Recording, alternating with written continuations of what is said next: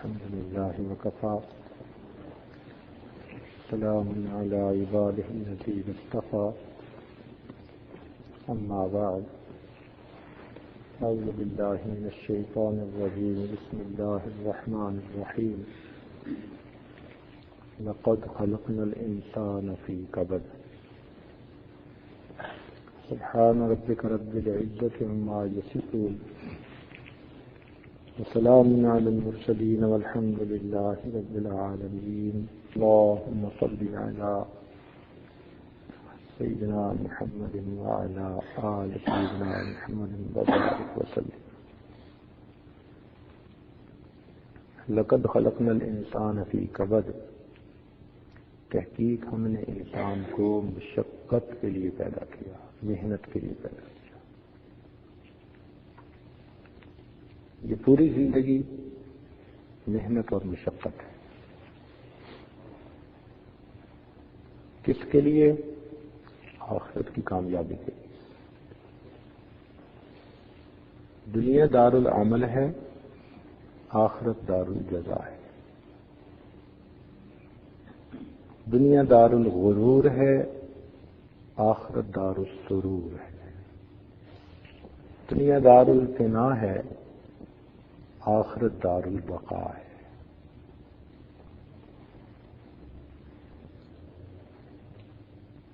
دنیا مٹی اور گارے سے بنی اور فنا ہونے والی ہے، جنت سونے اور چاندی سے بنی اور ہمیشہ باقی رہنے والی ہے۔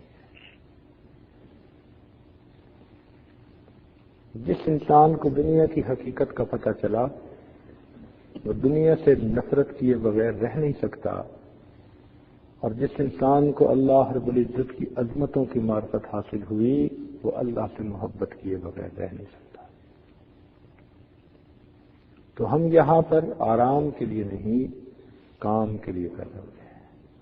تو مقصد زندگی کام کام کام، بس تھوڑا آرام۔ جب انسان کام ہی کام کرتا ہے اور بدن کو راحت پہنچانے کے لیے تھوڑی دیر بس آرام کرتا ہے تو اس کے آرام کے وقت کو بھی اللہ عبادت میں شمار کر لیتے ہیں۔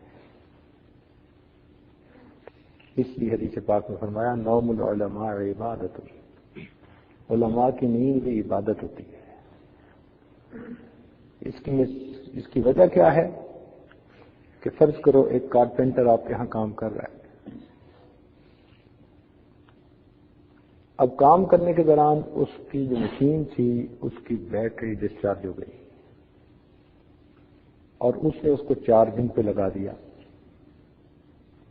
اب جب تک اس نے چارجنگ پہ اس کو لگایا تو وہ کام تو نہیں کر پا رہا، آدھا گھنٹہ صحیح، ایک گھنٹہ صحیح، یا اس دوران اس کو بھوک لگی دوپہر کے وقت اور اس نے کھانا کھانا ہے، تو دنیا کا کوئی بھی آدمی اس کی مزدوری میں سے ایک گھنٹے کا وقت کم نہیں کرتا۔ اس کی مزدوری 8 گھنٹے ہی شمار ہوتی ہے، حالانکہ اس ایک گھنٹے میں اس نے کھانا بھی کھایا تھا، ضرورت سے بھی فارغ ہوا، پانی بھی پیا، آرام بھی کیا، لیکن سب لوگ کہیں گے جی یہ تو ضرورت تھی۔ تو جس طرح دنیا میں مزدور کی ضرورت کے وقت کو بھی اس کے اجرت کے وقت میں شامل کیا جاتا ہے، اللہ رب العزت نے علماء کی نیند کے وقت کو بھی ان کے عمل کے وقت میں شامل فرما لیا۔ فرمایا عبادت، کام کرتے کرتے یہ تھک گئے ہیں، جسم کی بیٹری ڈاؤن ہو گئی ہے، اب یہ تھوڑی دیر آرام کریں گے نا تو یہ ریچارج ہو جائیں گے، پھر کام کریں گے۔ تو مومن کام کرتا ہے اور اگر کسی وقت آرام بھی کرے تو آرام پر بھی اللہ کام کا اجر عطا کر دیتے ہیں۔ خوش نصیب ہیں وہ لوگ کہ جن کی نیند پر بھی ان کو عبادت کا اجر ملتا ہے۔ تو زندگی کام کے لیے ملی، ہم سب کے سب اس محنت میں لگے ہوئے ہیں کہ ہم اپنے رب کو راضی کر لیں۔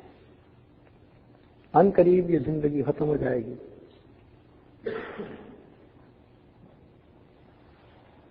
اس لیے ہمیں چاہیے کہ دنیا سے دل ہٹائیں، اللہ رب العزت کے ساتھ دل لگائیں۔ خواجہ فرید الدین عطار رحمۃ اللہ علیہ ایک بزرگ گزرے ہیں جنہوں نے تذکرۃ الاولیاء کتاب لکھی. نوجوانی میں یہ عطر بیچتے تھے، عطار تھے، اور عطر کی شیشیں ہوتی ہیں، خوشبوئیں پڑی ہوتی ہیں. ان کی توبہ کا واقعہ عجیب ہے.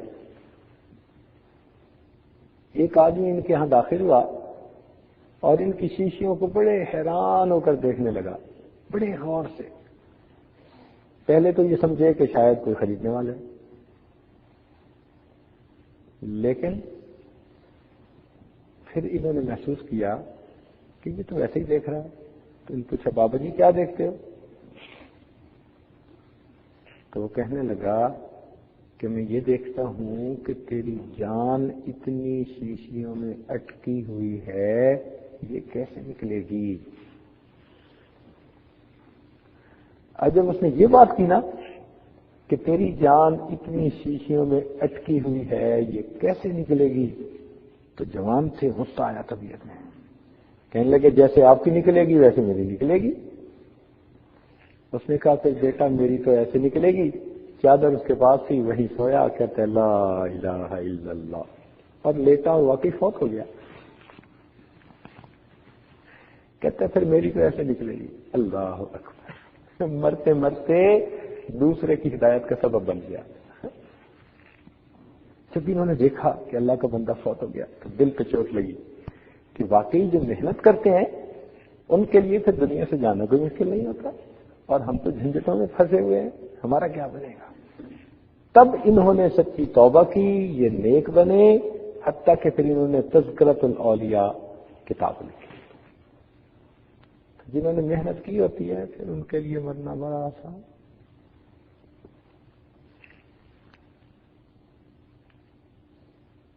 سبحان اللہ.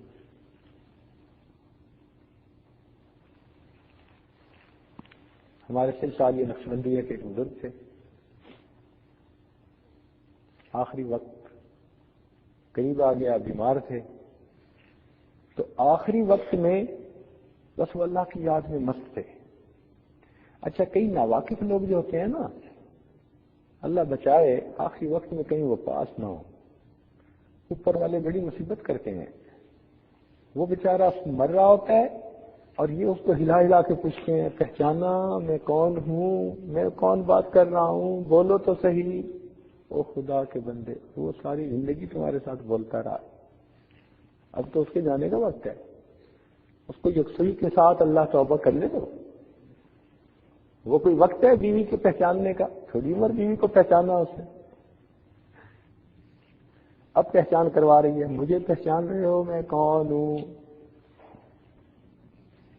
تو وہ واقف نہیں ہوتے، ان کو پتہ نہیں ہوتا کہ وہ لمحہ کیسا عجیب لمحہ ہوتا ہے. اس وقت میں تو فقط یہ کرنا چاہیے کہ میت کے پاس بیٹھ کر اونچی آواز سے لا الہ الا اللہ، لا الہ الا اللہ، لا الہ الا اللہ محمد رسول اللہ، بس یہ کلمہ تھوڑا بلند آواز سے پڑھیں تاکہ اس کے کانوں میں آواز پہنچ جائے. اس کو تلقین کہتے ہیں. اگر وہ بھولا ہوا ہے اس سبق کو تو یہ سبق اسے یاد آ جائے. تو یہ بات ہمیشہ ذہن میں رکھیں، اصول بنا لیں کہ اگر کبھی آپ کو ایسا موقع آئے کہ کوئی بندہ ایسی کیفیت میں ہے، مت پوچھیں، بات کرو میں کون ہوں، آپ کون ہیں، گیا کون کا وقت ہے. اب تو اس کو یاد دلاؤ اصل جو مقصد ہے. من کان آخر کلامہ لا الہ الا اللہ دخل الجنہ. تو اس کو تو یہ یاد دلانا چاہیے. اچھا ایک اور یہ بات چل گئی تو چونکہ اہم بات ہے اس لیے ذرا ایک دو باتیں اس بارے میں بتاتا چلوں کہ لوگ ایک کام اس موقع پر یہ کرتے ہیں کہ اس کو ڈاکٹروں کے حوالے کر دیتے ہیں اور ڈاکٹر اس کو نشے کا ٹیکہ لگا دیتے ہیں. یہ بہت خطرے کی بات ہے، بہت خطرے کی بات ہے. بیچارے کو کلمہ ہی نصیب نہیں ہوتا، اسی بے ہوشی میں ہی مر جاتے. ہماری زندگی مسلمان کی زندگی ہے، کافر کی زندگی اور ہوتی ہے. جب محسوس ہو جائے کہ اس کی بیماری خطرناک ہے، فیٹل سائن آ چکے ہیں، ہے مہمان، ڈاکٹروں کے حوالے مت کرو. ڈاکٹر کتنا بچا لیں گے اس کو؟ 1 گھنٹہ بچ جائے گا، دوائیوں سے 2 دن بچ جائے گا، مرنا تو ہے ہی نہیں اس میں. تو ایسے موقع پہ اپنے میت کو کبھی ڈاکٹروں کے حوالے مت کیجیے. اس کو کہہ دیجیے کہ آپ نے بے ہوشی کا ٹیکہ نہیں لگانا. وہ کہے گی کہ انجینس فیل کر رہا ہے، کو جو مرضی کرے. ہم مسلمان ہیں، اس وقت میں ہمارا ہوش میں ہونا ضروری ہے تاکہ وہ کلمہ پڑھ سکے. اس کو نشے کا ٹیکہ نہ دینے میں بالکل. ڈاکٹر حضرات کی اپنی نظر ہوتی ہے، یہ اچھے بھلے بندے کو کلمے سے محروم کر بیٹھتے ہیں. تو یہ بات سمجھ آ رہی ہے کہ آخری وقت میں جب محسوس کر لیں کہ اب اس بندے کا معاملہ بس آخری ہے، تو ایسے وقت میں اس کو نشے کا ٹیکہ کبھی نہ دینے دیں تاکہ اس کے ہوش برقرار رہے، اس کے سامنے کلمہ پڑھے، اور ممکن ہے اس کو یاد آ جائے اور وہ بھی کلمہ پڑھ لے اور اس کلمے کے اوپر اللہ اس کی مغفرت فرمائے. وہ تکلیف کیا حیثیت رکھتی ہے آخرت کی تکلیفوں کے مقابلے میں. تو ایک اس بات کا خیال رکھیں. ایک تیسری غلطی عام طور پر یہ کر لیتے ہیں کہ آدمی بیمار ہوتا ہے، فرض کرو کینسر ہے، ہیپیٹائٹس سی ہے، تو کئی لوگ مریض سے چھپاتے ہیں، مریض کو پتہ نہ چلنے دے. اس سے بڑی ناانصافی اور کیا ہو سکتی ہے؟ اوپر والے لوگ ملا کے اس مریض کو پتہ نہ چلنے دے. وہ خدا کے بندو، مرنا اس نے ہے، اس کو موقع دو توبہ کرنے کا. جتنا آپ چھپائیں، مریض کا دل اسے بتا رہا ہوتا ہے کہ اب اس کا آخری وقت قریب ہے.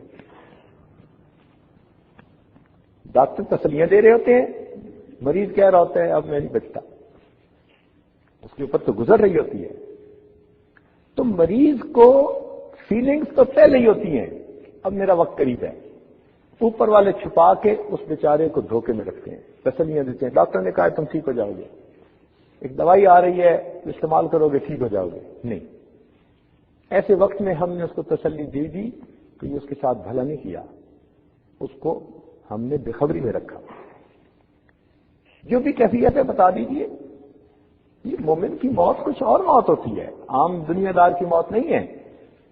کافر تو سن لے گا تو وہ تو پتہ نہیں اس پہ اوپر غم اور دکھ کا پہاڑ پڑے گا، لیکن مومن جب سن لے گا تو مومن کو اگر ہلکا صدمہ بھی ہوا تو وہ یہ سوچے گا میں وائنڈ اپ کر لوں جلدی جلدی، جن سے معافی مانگنی ہے ابھی معاف کروا لوں، میں نے فلاں سے یہ کیا، میں نے فلاں سے یہ کیا، میں نے فلاں سے یہ کیا، ان کو بلاؤ اس کو بلاؤ. وہ اپنا اکاؤنٹ کلیئر کر لے گا، وائنڈ اپ کر لے گا اور اللہ کے حضور جا کر سرخرو ہو جائے گا. اور اگر اس نے کوئی وصیت نصیحت کرنی ہے تو اولاد کو بلا کے اپنی وصیت بھی کر دے گا، بھائی یہ یوں کرنا. بیوی کو بتا دے گا کہ بچوں کے رشتے ایسی جگہ کرنا، فلان یوں کرنا، انتظام یہ کرنا. جو اس کے ذہن میں ہے وہ پراپرلی اس کو لوگوں کو بتا سکے گا، جس سے کہ یہ خود بھی تیاری کے ساتھ آگے جائے گا اور اللہ توبہ کرتا جائے گا، اور پیچھے والوں کو بھی پھر یہ حسرت نہیں رہے گی کہ اس نے بتایا کچھ نہیں. کسی کا قرض اس نے دینا ہے، کسی کی امانت اس نے دینی ہے. ہم مسلمان ہیں، ہماری موت کافر کی موت سے ڈفرینٹ موت ہوتی ہے. تو اس لیے یہ چیزیں بھی اہل اللہ کی صحبت میں بیٹھ کے سمجھ میں آتی ہیں. اگر انسان اپنی عقل سے سوچے نا تو اس کی عقل سے یہ باتیں سمجھ میں نہیں آتی. اب دیکھو ہیں کتنی سمپل سی باتیں، لیکن خود اپنی عقل میں نہیں آتی، اس لیے کہ ہماری نگاہ عقل معاد کی نگاہ ہے، عقل معاش کی نگاہ ہے، اور اللہ والوں کی نگاہ وہ عقل معاد کی نگاہ ہوتی ہے. ہماری دنیاوی سوچیں، اللہ والوں کی آخرت کی سوچیں. تو خیر یہ تو ضمن باتیں آ گئیں. تو ان کا وقت ذرا قریب آ گیا اور وہ آنکھیں بند کر کے اللہ سے یکسوئی کے ساتھ ذکر کر رہے تھے. اللہ کی شان کہ ان کی بیٹی تھی کوئی 3-4 سال کی، اکلوتی، اب بیٹیاں ویسے بھی پیاری ہوتی ہیں، وہ ان کے ساتھ کھیلا کرتی تھی. اب اس دن جب اس نے ابو کو دیکھا کہ یہ چپ چپ پڑے ہیں تو وہ آئی اور ابو کے جو ہے نا پاس لیٹ گئی اور ابو کی آنکھیں کھولنے لگی. ابو آنکھیں کھولو، مجھ سے باتیں کرو، ابو یہ ایسے ہے، میں نے یوں کھیلا، میری گڑیا یہ ہے فلاں. اس نے اپنی باتیں شروع کر دی. اب یہ آنکھیں بند کر کے پڑے. جب بیٹی نے دیکھا کہ ابو ریسپونڈ نہیں کر رہے، جیسے پہلے میرے ساتھ بات کرتے تھے، کھیلتے تھے، پیار کرتے تھے، اب نہیں کر رہے، تو بچی بچی ہوتی ہے، وہ اپنے آپ میں ہی ناراض ہوگی. ابو آپ مجھ سے نہیں بولتے، میں کاٹی کرتی ہوں، میں بھی نہیں بولوں گی. چلو، اب وہ ناراض ہو کے چلی گئی اور دوسرے کمرے میں جا کے اس نے رونا شروع کر دیا اونچا اونچا. اب جب اس کی ماں نے پوچھا کہ بیٹی رو کیوں رہی ہو، کہنے لگی ابو مجھ سے نہیں بولتے، میں نے ابو سے نہیں بولنا بس. تو ماں نے کہا اچھا میں اور تمہاری صبح کروا دیتی ہوں. تو ماں اٹھا کے لے آئی اس کو. بیٹی غار و قطار ہو رہی تھی، تو ماں نے اپنے شوہر سے کہا، بیوی نے، کہ آپ دیکھیں نا یہ بیٹی حفصہ رو رہی ہے، آپ سے ناراض ہے، آپ اس سے بات کیوں نہیں کر رہے، ذرا اس سے بات کر لو ذرا، حفصہ کو منا لو. تو جب اس نے کہا نا کہ آپ حفصہ کو منا لیں، تو اس وقت انہوں نے آنکھ کھولی اور آنکھ کھول کے کہا کون سی حفصہ اور کیسی حفصہ، ہم نے تو اپنے یار کو منا لیا، لا الہ الا اللہ محمد رسول اللہ. اور ان کی وفات ہو گئی. کون سی حفصہ اور کیسی حفصہ، ہم نے اپنے یار کو منا لیا، لا الہ الا اللہ محمد. تو جنہوں نے محنتیں کی ہوتی ہیں نا، پھر ان کا آخری وقت ایسا ہوتا ہے، بڑے آرام اور سہولت کے ساتھ دنیا کی اس گھاٹی سے نکل جاتے ہیں. تو یہ دنیا کام کے لیے ہے، آرام کے لیے اللہ نے جنت بنائی ہے. ہم یہاں کام کرنے کے لیے آنے ہیں، محنت کرنے کے لیے، مشقت کے لیے. اب انسان دنیا کی سہولتوں کے لیے، حصول کے لیے، چیزوں کے حصول کے لیے مشقتیں اٹھاتا ہے. آپ جا کے دیکھیے، فیکٹریوں میں لوگ ساری ساری رات نہیں جاگتے، 3 شفٹیں بنی ہوتی ہیں، عشاء سے فجر تک جاگتے رہتے ہیں. ایئرپورٹوں پہ لوگ جاگتے ہیں، ریلوے اسٹیشنوں پہ لوگ جاگتے ہیں. آپ کو ایک تعداد ملے گی، ہزاروں کی تعداد میں لوگ ہیں جو راتوں کو جاگتے ہیں. بڑی بڑی انڈسٹریز میں راتوں کی شفٹ میں سینکڑوں نہیں ہزاروں لوگ کام کرتے ہیں. تو دیکھیے لوگ آج بھی راتوں کو جاگ رہے ہیں. تو اگر دنیا کے لیے وہ جاگ سکتے ہیں، تو ہمیں اگر آخرت کے لیے رات کو جاگنا پڑ جائے تو اس میں کون سی مشکل کی بات ہے. لوگ سفر کرتے ہیں، مگر کسی کا سفر بزنس کے لیے، دکان کے لیے، دفتر کے لیے سفر کر رہے ہوتے ہیں. کچھ رشتہ داروں کے لیے سفر کرتے ہیں. اور پتہ ہے دنیا کا ایک حصہ ہر وقت سفر نہیں ہوتا ہے. یہ دیکھو نا ذرا ہائی وے پر گاڑیاں کیسے چیونٹیوں کی طرح چل رہی ہوتی ہیں، لائن میں بھاگ رہی ہوتی ہیں. یہ سب لوگ سفر کر رہے ہیں. کیوں؟ مقصد ہے. تو اگر یہ دنیا کے لیے سفر کر رہے ہیں، تو ہم نے اگر آخرت کے لیے سفر کیا تو یہ کون سی چندے کی بات ہے. تو اب 2 باتیں سامنے آئیں کہ اگر دین کے لیے انسان کو جاگنا بھی پڑ جائے، دین کے لیے انسان کو سفر کرنا ہی پڑ جائے، تو یہ اللہ پر کوئی احسان نہیں، یہ اللہ تعالیٰ کا ہم پر احسان ہے. اس نے ہمیں توفیق دے دی. اگر اللہ تعالیٰ توفیق نہ دیتے تو پھر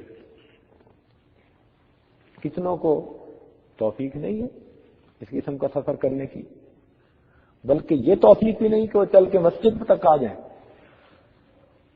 مسجد کے قریب ہوتے ہیں، مسجد میں آنے کی توفیق نہیں ہوتی.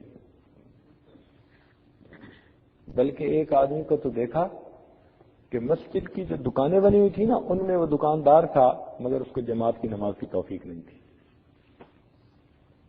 ایسے بھی ہوتا ہے، اتنا قریب رہ کے بھی توفیق چھن لی. آپ بتائیں کہ آپ اگر کسی شخص سے ناراض ہوں تو اس کو گھر آنے دیں گے؟ کسی کو ناپسند کرتے ہوں اس انسان کو اپنے گھر میں داخل ہونے دیں گے؟ نہیں نہ ہونے دیں گے. تو اگر ہم ناراض ہیں، ہم کسی کو اپنے گھر نہیں آنے دیتے، داخل نہیں ہونے دیتے، تو اگر اللہ تعالیٰ کسی سے ناراض ہوں تو پھر اس کو مسجد میں آنے دیں گے؟ تو اللہ بھی اس کا دل اچاٹ کر دیتے ہیں، دل ہی نہیں کرتا مسجد آنے کو اس کا، اور کوئی پکڑ کے کسی وقت جکڑ کے لے بھی آئے تو بیچارے ایسے ہوتے ہیں جیسے قید میں، بس فرض کا سلام پھیرا بھاگے اور باہر نکل کے جیسے پرندہ پنجرے سے چھوٹ گیا، ایسے ان کی حالت ہوتی ہے۔ جبکہ مومن کی حالت یہ، المؤمن فی المسجد کالسمک فی الماء، مومن تو مسجد میں ایسے ہوتا ہے جیسے پانی مچھلی جو ہے وہ پانی کے اندر ہوتی ہے۔ تو جیسے مچھلی کو پانی میں سکون ملتا ہے، اس طرح مومن کو اللہ کی یاد میں سکون ملتا ہے۔ جیسے بچہ ماں کی گود میں آ کے سکون پا لیتا ہے، ایسے ہی مومن اللہ کے ذکر میں بیٹھ کر سکون پا لیتا ہے۔ تو آپ حضرات کا یہ سفر کرنا اور چل کے آنا، یہ اللہ رب العزت کی رحمت ہے، یہ اس کی عنایت ہے، یہ اس کی توفیق ہے، اور یہ اس بات کی علامت ہے کہ اللہ تعالیٰ آپ کو کچھ دینا چاہتے ہیں، یہ پکی بات ہے۔ اچھا، آپ جب ایک الیکٹریشین کو گھر بلوائیں کام کے لیے اور وہ آ کے آپ کے گھر کام کرے تو پھر اس کو آپ مزدوری دیے بغیر واپس بھیج سکتے ہیں؟ آپ کا دل ہی نہیں چاہتا۔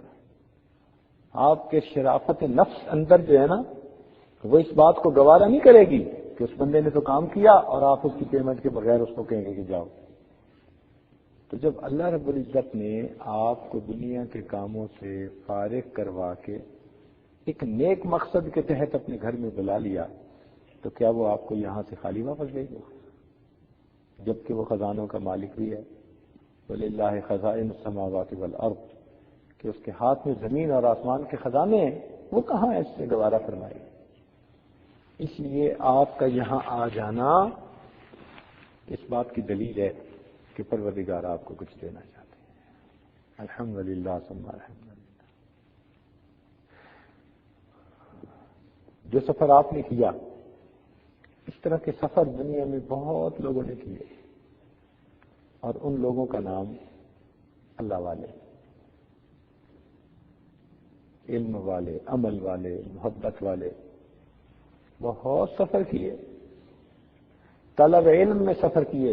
امام بخاری رحمۃ اللہ علیہ فرماتے ہیں کہ میں طلب حدیث میں اتنی مرتبہ کوفہ گیا کہ مجھے اب اس کی گنتی کا بھی اندازہ نہیں ہے، اتنی مرتبہ سفر کیا۔ بعض حضرات نے 800 میل کا سفر کیا صرف ایک حدیث سننے کے لیے، اور 800 میل کا سفر کر کے وہاں پہنچے اور اس راوی سے ملے اور کھڑے کھڑے اس سے حدیث سنی اور حدیث سن کے وہیں سے واپس، وہاں رات بھی نہیں ٹھہرے، واپس۔ ایسے ایسے سفر بھی کیے، اور اللہ والوں نے بھی سفر کیے۔ ان کی زندگیوں کا مطالعہ کر کے دیکھیں، خوب سفر کیے انہوں نے۔ ایک بزرگ تو ایسے تھے، ان کا نام تھا جہانیہ۔ وہ سفر پہ نکلے کہ میں اللہ والوں سے ملتا ہوں، لمبا سفر کیا اپنے زمانے کے اعتبار سے، اتنا لمبا سفر کیا کہ ان کا نام مشہور ہو گیا جہانیہ جہاں گشت رحمت اللہ علیہ۔ انہوں نے پورے جہان کا گشت کیا ہے۔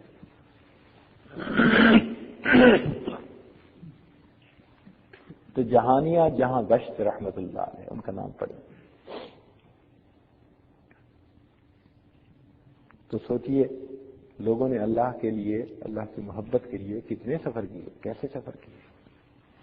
اللہ اکبر، اللہ کی تلاش میں سفر کیے۔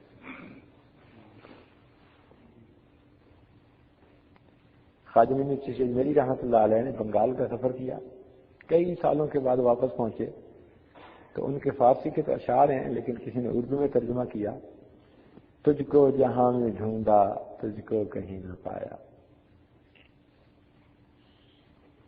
تجھ کو جہاں میں ڈھونڈا تجھ کو کہیں نہ پایا، اس جستجو نے ہم کو در در پھرا کے مارا۔ در در پھرتے تھے اللہ کی تلاش۔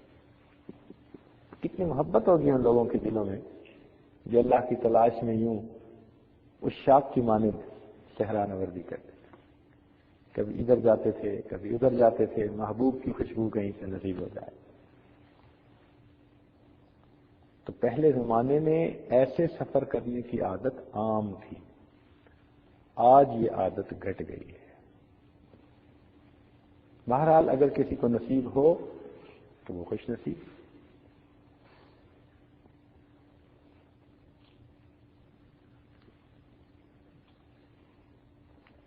ایک بات پکی ہے کہ اس راستے میں جب کوئی نکلتا ہے نا، اللہ کی طلب والے راستے میں، تو پھر اس سفر کو ایک نسبت ہو جاتی ہے۔ سفر تو دنیا بھی بہت کرتی ہے، لیکن اس سفر کو پھر ایک نسبت ہو جاتی ہے۔ اللہ کی تلاش میں نکلا، اپنی اصلاح کے لیے نکلا، علم حاصل کرنے کے لیے نکلا۔ اب یہ نسبت اللہ کے ہاں اس قدر محبوب ہے کہ وہ فرشتہ معزز بن جاتا ہے، حتیٰ کہ فرشتے بھی برکت کے حصول کے لیے اس کے پاؤں کے نیچے اپنے پر بچھاتے ہیں۔ یہ علم کا طلب کرنا، اپنی اصلاح کی فکر کرنا اللہ تعالیٰ کو ایسا مقبول ہے۔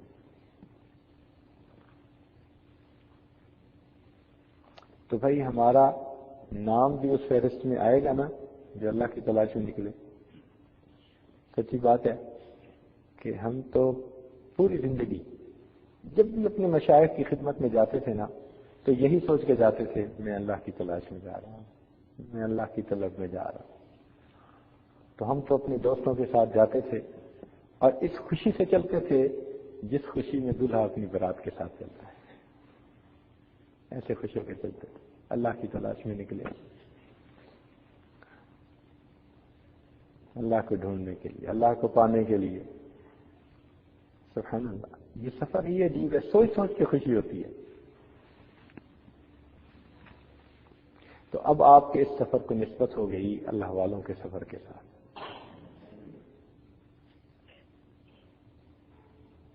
ایک مثال سن لیجئے کہ فرض کرو ایک بندے نے بینک کے اندر اکاؤنٹ کھلوایا اور اس اکاؤنٹ میں اس نے $100 ڈال دیے، بس اس کے پاس تھے ہی پھر اکاؤنٹ فنکشننگ ہے اس کا۔ اب اس بینک میں لوگوں کے ہزاروں لاکھوں کروڑوں ڈالر ہیں۔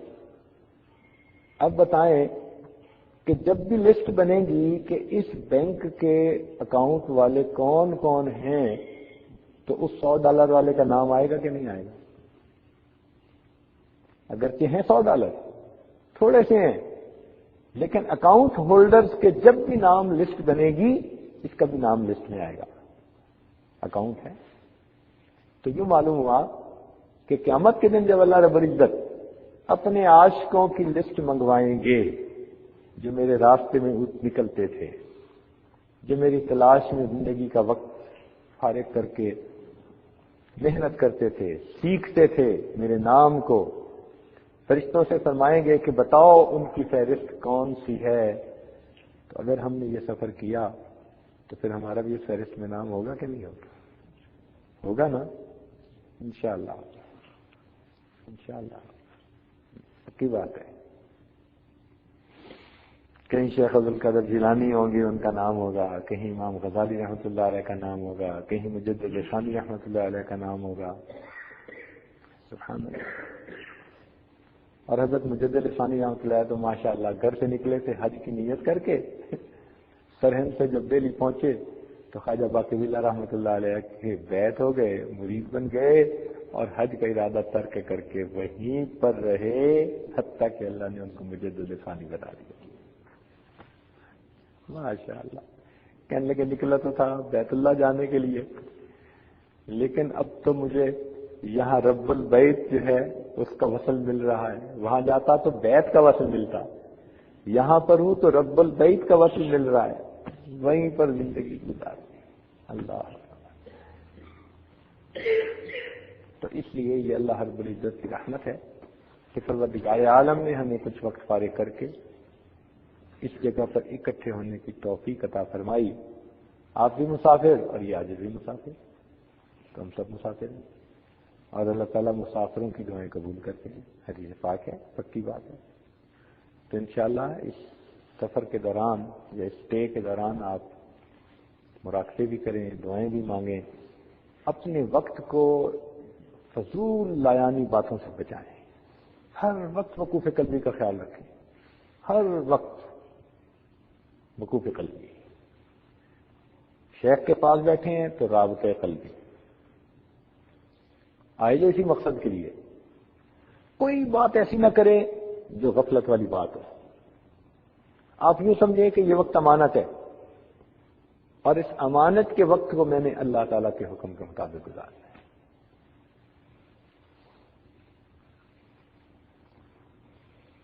دعا ہے اللہ تعالیٰ آپ حضرات کے اس وقت کو قیمتی بنا دے، اور جو مقصد آپ لے کر آئے ہیں اس مقصد کو پورا فرما دے، اور آپ کو کامیابیوں کے ساتھ واپس لوٹائے۔ انشاءاللہ آپ کی اگر توجہ رہے گی تو آپ کو پھر یہاں پر ترقی بھی محسوس ہوگی۔ یہ ایک آٹومیٹک سلسلہ ہے، من طلب فقد وجد، جس نے طلب کیا اس نے پا لیا۔ تو اللہ تعالیٰ رحمت فرما دیتے ہیں، بندے کو اللہ تعالیٰ اس کی محنت کا اجر دے دیتے ہیں۔ تو اس لیے آج کا دن خوب ذوق شوق میں ذکر میں گزاریے، کوشش کیجئے کوئی شیطانی شہوانی نفسانی وصف سا دماغ میں نہ آئے، ہر وقت توجہ اللہ، ہر وقت توجہ اللہ، اور ہر کام ہم نبی علیہ الصلوۃ والسلام کے حکم اور طریقے کے مطابق کریں۔ ہمارے سلسلہ کے ایک بزرگ تھے خواجہ ابوالحسن خرقانی رحمۃ اللہ علیہ، تو عجیب بات کہتے تھے، وہ فرماتے تھے کہ جس انسان نے کوئی دن معصیت کے بغیر گزارا ایسا ہی ہے جیسے اس نے وہ دن نبی علیہ السلام کے ساتھ گزارا۔ سبحان اللہ۔ تو ہم بھی آج ایسے نیت کریں کہ آج کا دن ہم بھی ایسے ہی ہے جیسے نبی علیہ السلام کی صحبت میں گزارنا چاہتے ہیں۔ وہ کیسے؟ کہ ہم ہر کام سنت کے مطابق کریں، گناہوں سے بچیں۔ پروردگار عالم ہماری آنے والی پوری زندگی کو ایسا بنا دے۔ وآخر دعوانا الحمدللہ رب العالمین۔